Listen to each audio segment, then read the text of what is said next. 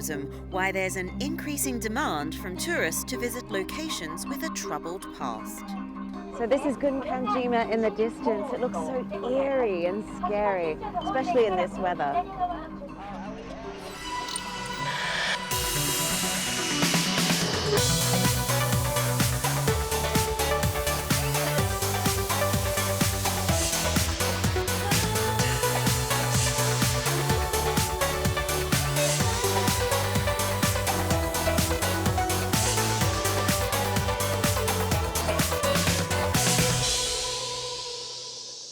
Hello and welcome to the Travel Show. I'm Carmen Roberts.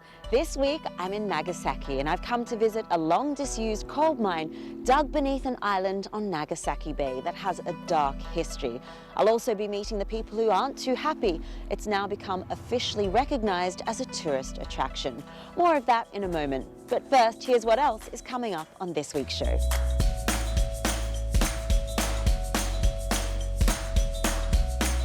We head to a small village in Mexico off the beaten path, which is fast becoming a new and popular tourist destination.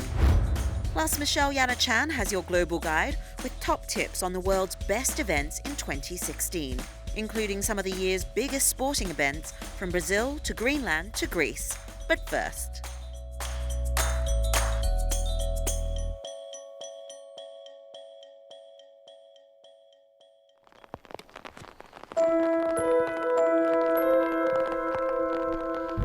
broken fences, abandoned factories and forgotten shrines.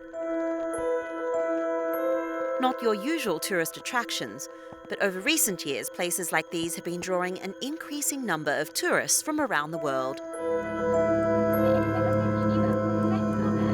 The dirtier and more distressed, the better. Where post-industrial decay was once seen as an eyesore, for some, now it's a thing of beauty. So from this angle and this distance, I can see now why they call this Battleship Island, or Gunkanjima. It's the site of an undersea coal mine that was once at the forefront of powering the transformation of the country from a rural economy to a mechanized one in the early years of the 20th century. So this is Gunkanjima in the distance. It looks so eerie and scary, especially in this weather. As we circle the island, the tour guide tells us that millions of tons of coal that were dug here powered Japan's growing railway network, factories and merchant shipping fleet, helping to achieve one of the most rapid rushes to modernize in history.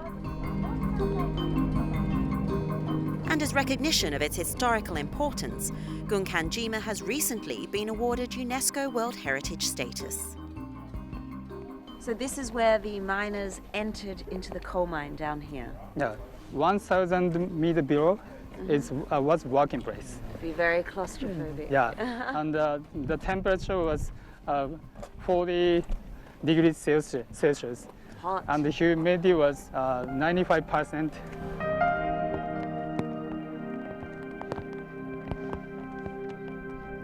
So this isn't the most picturesque tour, and history aside, you might well wonder why it's becoming so popular.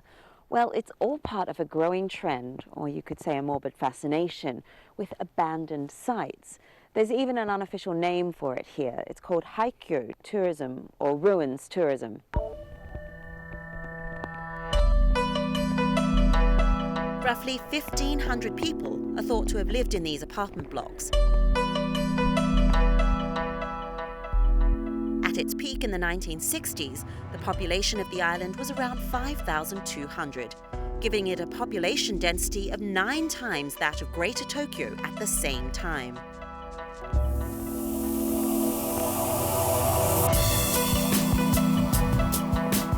The awarding of UNESCO World Heritage status has definitely boosted interest in Gunkanjima, and 5 different companies run tours here at least once a day. But some say that many tourists aren't getting the full story when they visit, and that an important chapter in Gunkanjima's history is being glossed over. The UNESCO webpage of the site doesn't mention the exploitation and suffering of thousands of labourers who were shipped from Korea and China and forced to work in the mines here during the 1930s and 40s. It's thought hundreds died here. Amidst the ongoing controversy over the wartime exploitation of Korean comfort women by the Imperial Japanese Army, the site at Gunkanjima is a painful one for many Koreans, who feel that Japan still has problems dealing with its World War II history. Japanese people and the government understand it as a successful story of the modernization. But the South Korean and the Chinese regard it as an evil story of the evil imperialism.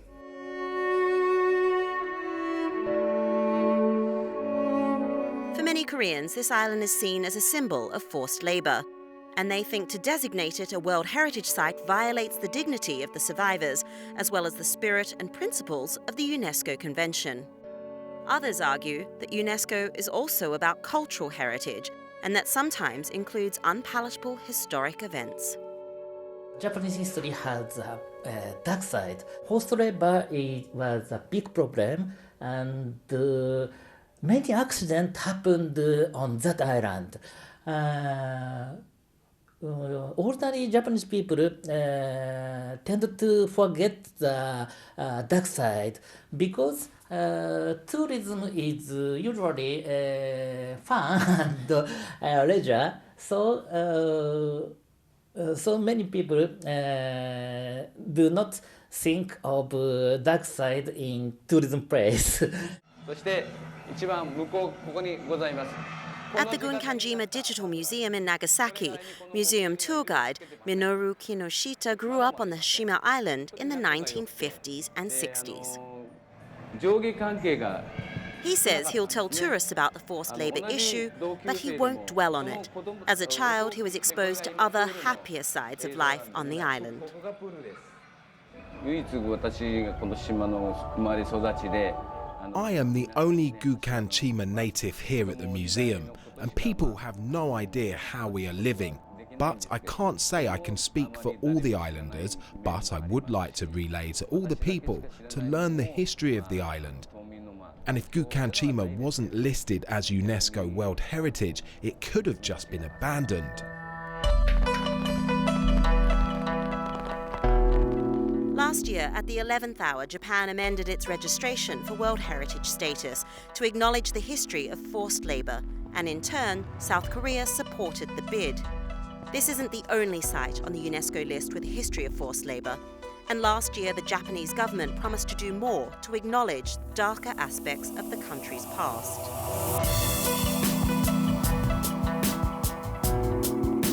But as the site here at Battleship Island is slowly reclaimed by nature and the elements, descendants of those forced to work and who also died here fear that time could be running out to get the recognition they say they deserve.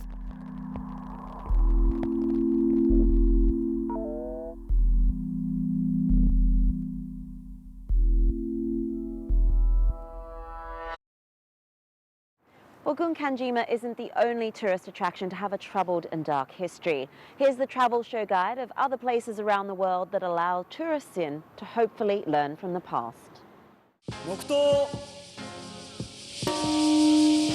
Hiroshima's Peace Memorial Park in Japan is dedicated to tens of thousands who lost their lives in the nuclear attacks in 1945. In 1996, the location was designated a UNESCO World Heritage Site and is now one of the most visited dark tourist attractions in Japan.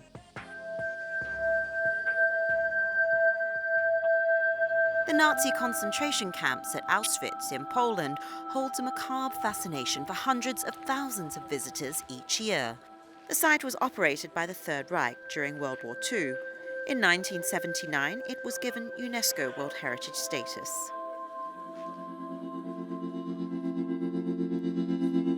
In New York, Ground Zero, the World Trade Center site, has attracted visitors ever since the 9/11 attacks in 2001. Construction of a memorial was completed 10 years later.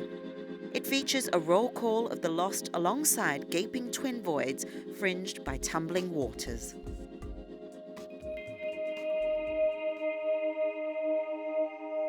And finally, Robben Island Prison Museum in South Africa. For over 3 centuries, Robben Island, just off the coast of Cape Town, was used to hold political prisoners. It was here where Nelson Mandela was imprisoned for 18 of the 27 years he served behind bars. The site is now considered a symbol of triumph over repression and racism. Time now to see what else is happening around the world. Here's your travel update. Egypt's tourism minister said safety is a top priority following an attack at a Red Sea resort which left 3 tourists injured. 2 Austrians and 1 Swede suffered knife wounds by 2 assailants, one of whom was killed by security forces and the other injured. It was the latest in a number of recent terror attacks which have damaged tourism in Egypt, something which is an important part of the Egyptian economy. A gigantic gold-plated statue of Chairman Mao in a rural area of China was removed just days after it was erected. It was said to cost nearly 3 million won, which is just under $500,000. State media reported that the statue had not been registered and approved. In South Korea, as many as 100,000 tourists and locals were said to have braved sub-zero temperatures for a popular ice fishing festival. Visitors used holes in the ice to try and catch one of around 600,000 mountain trout, which people then take to nearby restaurants to cook. The real test comes for those prepared to cast aside their rod and fish with their bare hands. And in Wales, a bizarre chariot race drew the crowds to what is being called the smallest town in Britain. Llanwrtyd played host to the Mountain Bike Chariot World Championships, seeing an English team from Bristol come out on top. Welsh pride will be at stake for the 9th championships, set to take place in 2017.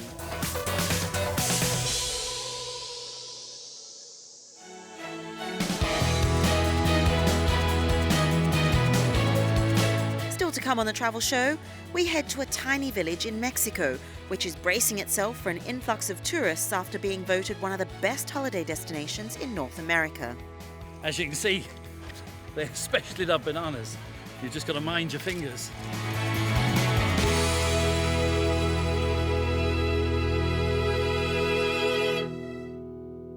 The Travel Show, your essential guide wherever you're heading.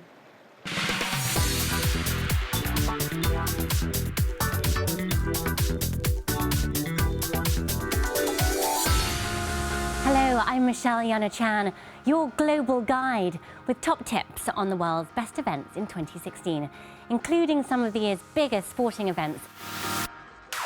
But first, in the UK on July 30th, thousands of fans will be lining the banks of London's River Thames to welcome the crews of the Clipper Round the World yacht race. This is the world's largest fleet of match-to-ocean racing yachts, which will have travelled 40,000 miles. No matter who's the winner, it'll be a hero's welcome for the fleet. Build it and they will come. And Panama did just that when it opened the Panama Canal over 100 years ago. At the time of its construction, it was the largest engineering project in the world. Now the Panama Canal expansion will create a new lane of traffic along the canal, doubling the waterway's capacity. Hold your breath watching ships pass through with a whisker of clearance on either side. Look beyond Brazil in 2016. While the eyes of the sporting world might be on Rio de Janeiro, there are other destinations worth noting. In Greenland, the Arctic Games will be happening in the capital Nuuk for the so-called Olympics of the Arctic. Sports include alpine skiing, the biathlon, snowshoe and Arctic sports like the 1-foot high kick, the kneel jump and the knuckle hop.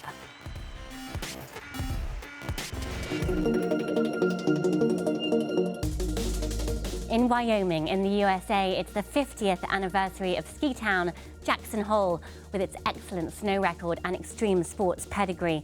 Celebrating a half-century of ski seasons, the town will be hosting art exhibitions, live music gigs, film premieres and fireworks shows, all with the backdrop of the beloved Tetons.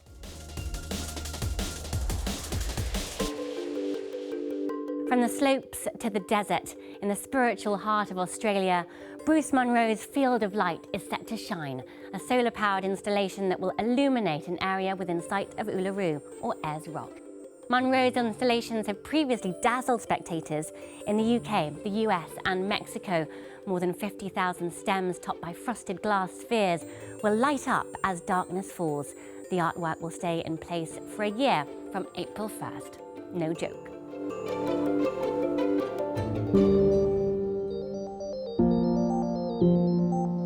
It will be darkness everyone will be chasing on March 9th, the date of 2016's most dramatic total solar eclipse. It's best seen from the islands of the Pacific, but it'll begin in western Sumatra. The shadow will move eastward over Borneo, the Indonesian islands of Sulawesi and North Maluku, across the Pacific Ocean and ending north of Hawaii.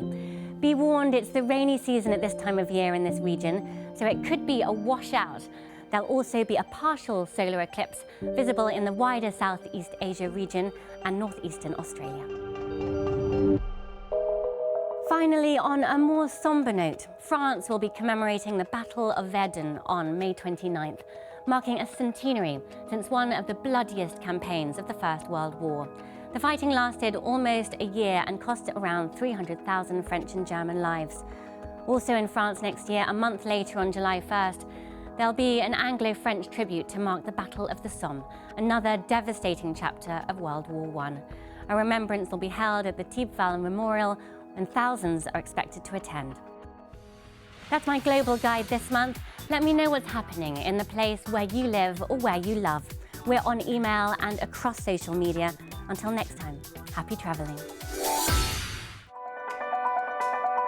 And to end this week, we're in Sayulita in Mexico, which is one of the 28 new towns to be awarded a special tourism accolade. It's all part of the Mexican Magic Town project, which recognizes communities judged to have unique qualities, as John McIntyre discovered.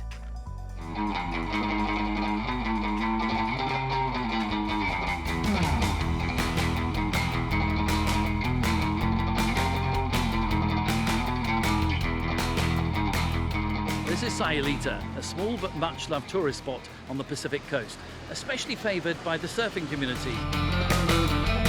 Sayulita is rich in character, with not a single high-storey hotel to spoil the charm. Its cobbled streets, lined with shops, bars and restaurants, are not exactly built for heavy traffic. So traditional transport is complemented by more practical modes. Quad bikes are great for navigating these bumpy, narrow roads. And a golf buggy is another great way to get around Sayulita.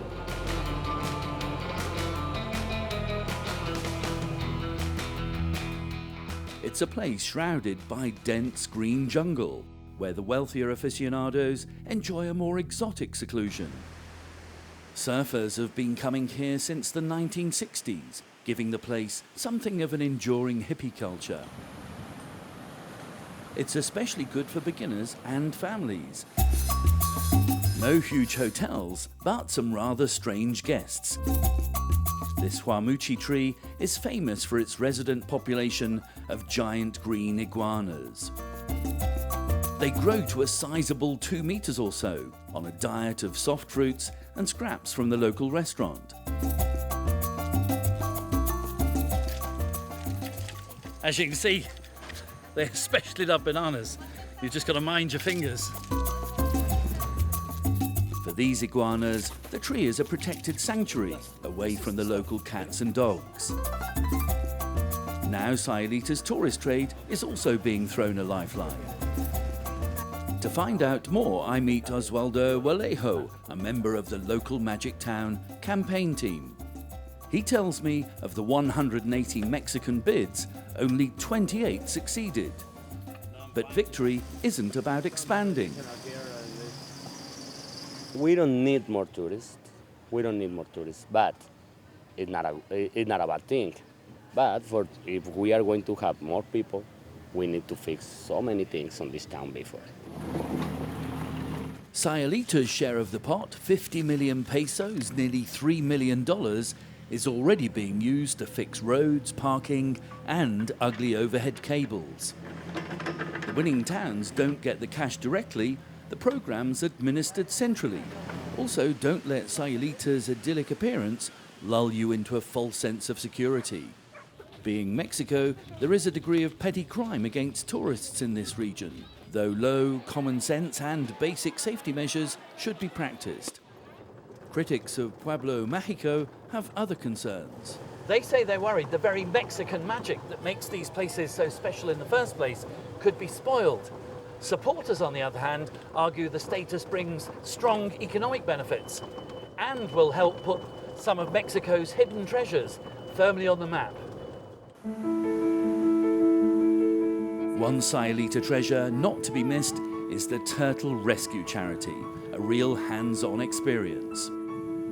Alejandra Aguera runs the project, collecting thousands of Ridley turtle eggs from nests on the beach, saving them from bird strikes and being eaten as a local delicacy.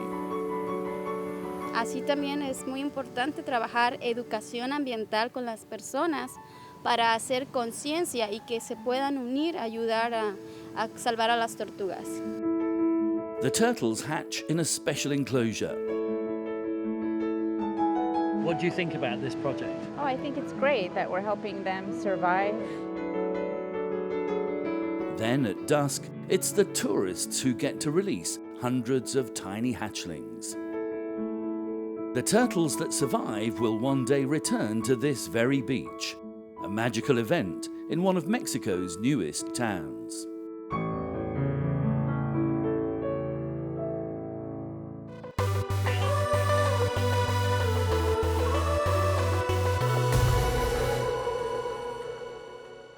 Well, that's it for this week. If you aren't already signed up, why not check us out on social media? And you can join us in real time as we bring you stories from all around the world. The details of where to find us are at the bottom of your screen now. Coming up next week.